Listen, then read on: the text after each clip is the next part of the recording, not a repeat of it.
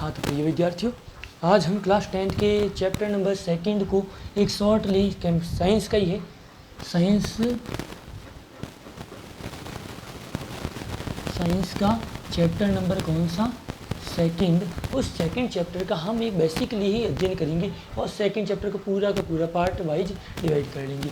अब second chapter जो कि हम एक चीज़ मैंने तो बता दी थी आपको कि 10th क्लास में आपके पास जो सिलेबस है उसमें फिजिक्स का भी सिलेबस है, केमिस्ट्री का भी सिलेबस है और मैथ्स और जो है बायो का भी सिलेबस है।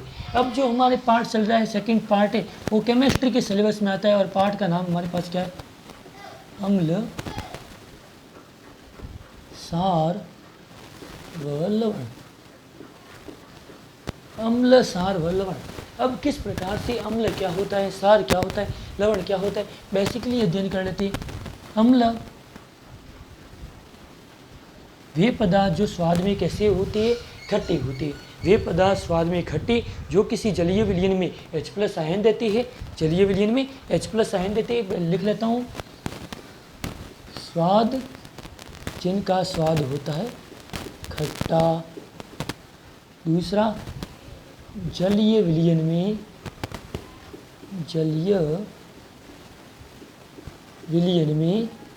H+ आयन देती है। और देखो, स्वाद खट्टा, जलीय विलयन में H+ आयन, ये दोनों ही तो क्या है, ये इम्पोर्टेंट। फिर अम्ल जो है वह नीले लिटमस को करता है चेंज लाल में। ये अम्ल के 3 पार्ट बता दी मैंने। अम्ल स्वाद में खट्टा, जलीय विलयन में H+ आयन, नीले को लाल में। और इसके अलावा तुम्हारे पास और कौन कौन से टॉपिक है अम्ल की मैंने बताई। अम्ल 2 प्रकार के, प्रबल अम्ल व तनु अम्ल। प्रबल अम्ल व तनु अम्ल, या फिर कह सकते हैं प्रबल अम्ल और दुर्बल अम्ल। और इसी तरह प्रबल सार भी होता है, वो सार की बात है उस समय। प्रबल अम्ल और दुर्बल अम्ल, प्रबल अम्ल और दुर्बल अम्ल। इसके अलावा सांद्र अम्ल और कौन सा? तनु अम्ल। अम्ल, प्रबल अम्ल कौन सा अम्ल? वे अम्ल जिनमें H+ आयन की मात्रा अधिक होती है, वे कौन से अम्ल कहलाती है? प्रबल अम्ल। दुर्बल अम्ल, वे अम्ल जिनमें H+ आयन की मात्रा कम होती है, वो कौन से अम्ल? दुर्बल अम्ल।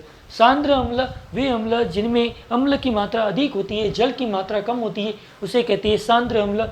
तनु अम्ल, वे अम्ल जिसमें जल की मात्रा अधिक और अम्ल की मात्रा कम हो, वे कहलाता है तनु अम्ल। ये तो हो गया अम्ल का पार्ट। फिर ऐसे कैसे सारक में क्या होता है? सारक में स्वाद होता है कड़वा। सारक में स्वाद होता है कड़वा। जलीय विलयन में देते हैं OH- आयन। ये करते हैं लाल को नीला, लाल को नीला। और सारक जो है, सारक भी सेम, प्रबल सार भी होता है और दुर्बल सार भी होता है। प्रबल सार भी होता है और दुर्बल सार भी होता है। ये सारक का हो गया, मतलब अम्ल और सारक में हो गया अंतर, division between acid and base. Acid and base में कंपैरिजन हो गया, कौन? सारक और अम्ल की क्या होगी? तुलना होगी। अब हमारे पास तो ये हो गया अम्ल और सारक की तुलना। इसके बाद पार्ट का टॉपिक आता है अम्ल और सार के जो रासायनिक गुण हैं। उससे पहले भी एक और टॉपिक आता है, इसे कहते हैं सूचक। सूचक को कहते हैं इंडिकेटर। सूचक कहते हैं इंग्लिश में इंडिकेटर्स। इंडिकेटर। अब सूचक क्या होते हैं? सूचक वे पदार्थ होते हैं जो किसी विलयन में अम्ल और सार की पहचान करने के लिए काम आता है, उसे कहते हैं सूचक। इंडिकेटर वे पदार्थ होते हैं जो किसी विलयन में अम्ल और सार की करे पहचान, वही कहलाती है सूचक। सूचक हमारे पास 3 प्रकार के, प्राकृतिक,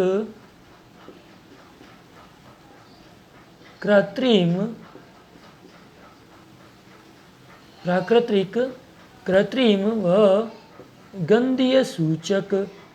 प्राकृतिक, कृत्रिम व गंधीय सूचक। प्राकृतिक सूचक में कौन आता है? एक तो आता है हल्दी, दूसरा आता है लिटमस पत्र। प्राकृतिक सूचक में हल्दी और लिटमस पत्र, ये शॉर्ट नाम ध्यान रखना। कृत्रिम सूचक में मेथिल ऑरेंज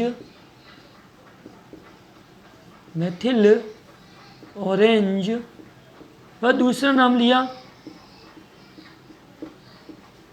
फिनोल्फथेलीन, फिनोल्फथेलीन। फिर बारी आती है गंधीय सूचक। गंधीय सूचक में क्या आता है? लौंग का तेल और प्याज।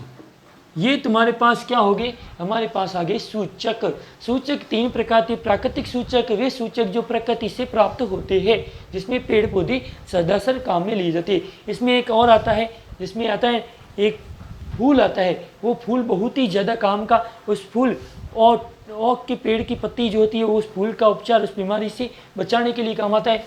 फिर कृत्रिम सूचक जो हमें मानव निर्मित होते हैं, जो मनुष्य द्वारा बनाए जाते हैं, जो प्रयोगशाला में संश्लेषित की जाती है।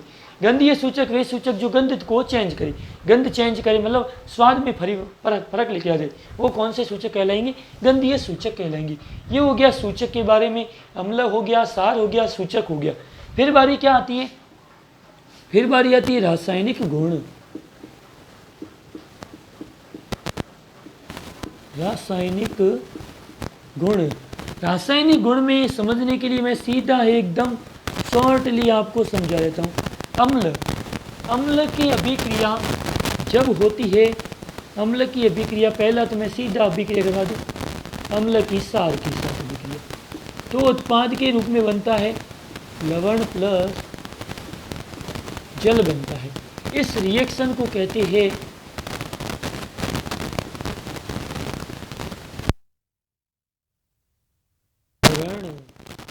उदासीनीकरण अभिक्रिया। किसे कहते हैं? जब अम्ल की अभिक्रिया सार के साथ होती है तो उत्पाद के रूप में लवण और जल बनता है। इस अभिक्रिया को कहते हैं उदासीनीकरण अभिक्रिया। इसमें अगर जो बना लवण है, जो बना लवण है वो अगर प्रबल होता है, लवण अगर प्रबल अम्लीय होता है तो विलयन जो बनेगा वो अम्लीय विलयन बनेगा। लवण अगर जो दुर्बल अम्ल होता है और जो लवण दुर्बल अम्ल होता है तो विलयन कैसा होगा? सारीय विलयन होगा।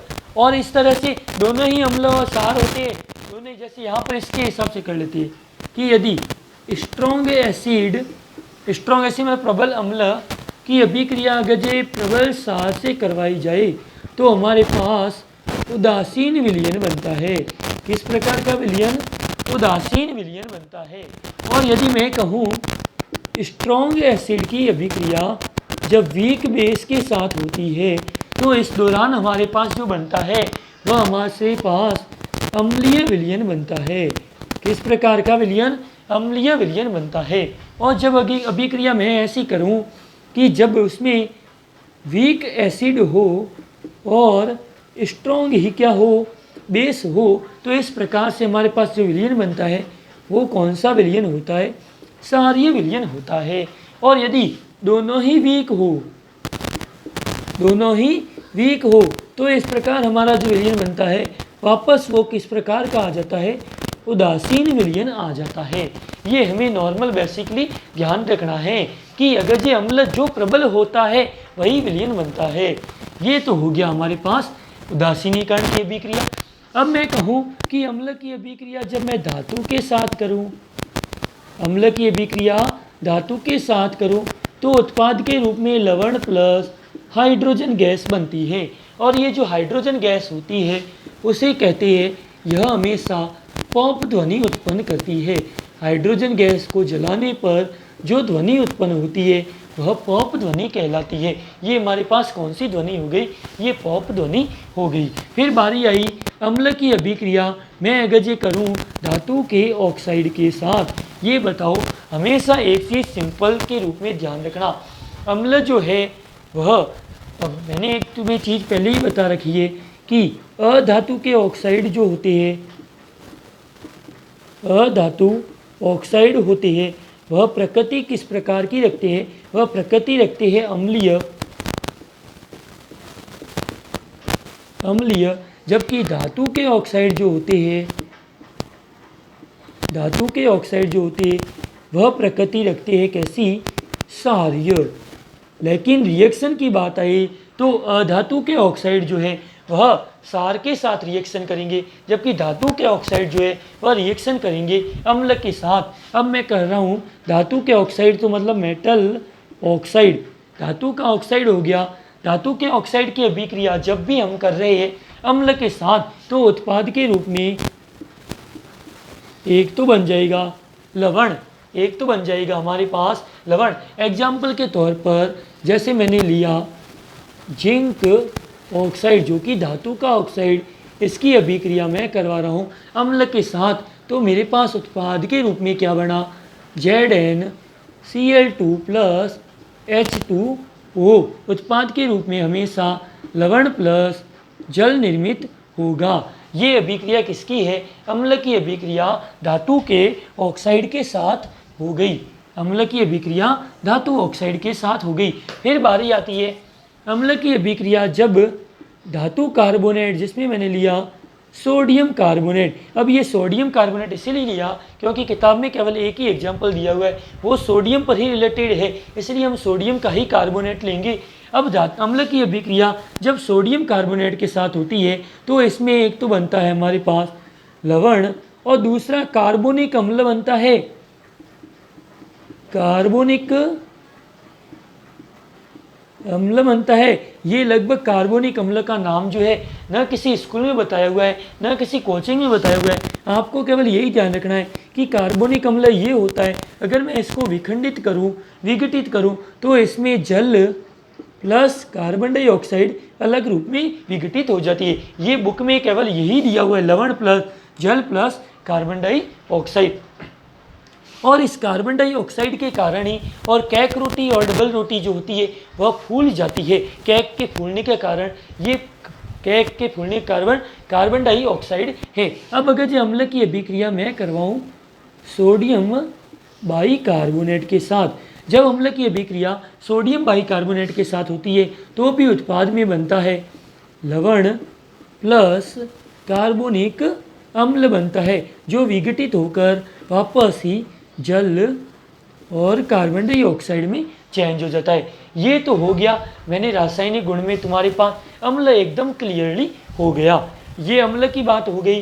अम्ल स्टार्टिंग वापस एक बार देख लो कि जब अम्ल लिया, अम्ल मैंने कहा कि स्वाद में खट्टा, सार को कहा स्वाद में कड़वा। अम्ल जलीय विलयन में H प्लस, सार देते हैं OH माइनस। अम्ल नीले को करते हैं लाल, सार लगता है लाल को नीला। अम्ल प्रकार प्रबल अम्ल, दुर्बल अम्ल, सार के प्रबल सार, दुर्बल सार।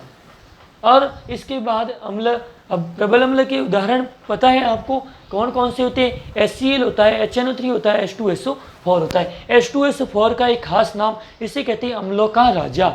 अम्लों का राजा कहते हैं H2SO4 को। अब दुर्बल अम्ल के उदाहरण में हम ले सकते हैं एसिटिक अम्ल, एसिटिक अम्ल और सांद्र अम्ल। वे अम्ल जिसमें जल की मात्रा अधिक नहीं होती है जबकि अम्ल की मात्रा अधिक होती है, उसे कहते हैं सांद्र। तनु अम्ल में जल की मात्रा अधिक और अम्ल की मात्रा कम होती है। फिर बारी आई सूचक। सूचक मैंने कहे कि वे पदार्थ होते हैं जो किसी विलयन में अम्ल और सार की पहचान करवाने में काम में लिए जाते हैं। फिर सूचक तुम्हारे पास तीन प्रकार के, प्राकृतिक, कृत्रिम, गंधीय। प्राकृतिक सूचक प्रकृति से प्राप्त, कृत्रिम सूचक प्रयोगशाला में प्राप्त, गंधीय सूचक गंध स्मेल होती है। प्राकृतिक सूचक में हल्दी, लिटमस पत्र, मेथिल ऑरेंज, फिनोप्थेलिन। कृत्रिम सूचक के लौंग, तेल और प्याज गंधीय सूचक के एग्जाम्पल है। फिर रासायनिक गुण अम्ल के कौन कौन से हैं। अम्ल के रासायनिक गुण जानने के लिए आपको एकदम बेसिकली अध्ययन करना है कि अम्ल सार के साथ क्रिया करके लवण प्लस जल बनाता है, लवण प्लस जल बनाता है। इस दौरान अभिक्रिया जो होती है वो उदासीनीकरण अभिक्रिया होती है। अम्ल की अभिक्रिया जब धातु के साथ की तो लवण प्लस हाइड्रोजन गैस बना। इस दौरान ध्वनि निकलती है, कौन सी ध्वनि निकलती है, पॉप ध्वनि निकलती है। अम्ल की अभिक्रिया धातु ऑक्साइड के साथ की तो लवण प्लस जल बनता है, लवण प्लस जल बनता है। अम्ल की अभिक्रिया धातु कार्बोनेट के साथ की तो लवण प्लस कार्बोनिक अम्ल बनता है। अम्ल की अभिक्रिया जब सोडियम बाइकार्बोनेट के साथ की तो लवण प्लस H2CO3, इसको कहते हैं सोडियम कार्बोनेट, इसको कहते हैं सोडियम बाइकार्बोनेट। ये आपके लिए एक स्टार्टिंग बेसिकली हो गया। अब इसके बाद जो नेक्स्ट वीडियो है उसमें हम चर्चा करेंगे सार के रासायनिक गुण। अम्ल की जगह सारक ले लेंगे और सारक के रासायनिक गुण पढ़ेंगे। और उसके बाद हमारे पास जो टॉपिक है वो लवण परिवार, लवण परिवार से पहले आएगा पीएच स्केल, उसके बारे में हम नेक्स्ट वीडियो में ही चर्चा कर लेंगे आपके सामने। वीडियो को लाइक एंड सब्सक्राइब जरूर करना क्योंकि अब की बार वीडियो जो बहुत लंबे समय बाद आपके पास आया है। वीडियो जितना ज़्यादा हो सके उसको शेयर कीजिए, और नेक्स्ट वीडियो में आपके लिए कुछ क्वेश्चन भी लेके आऊँगा। उन क्वेश्चनों के लिए, क्योंकि मैंने अपनी कोचिंग में ही टेस्ट रखा है, उस टेस्ट से रिलेटेड आपके पास एक क्वेश्चन का भंडार लग जाएगा।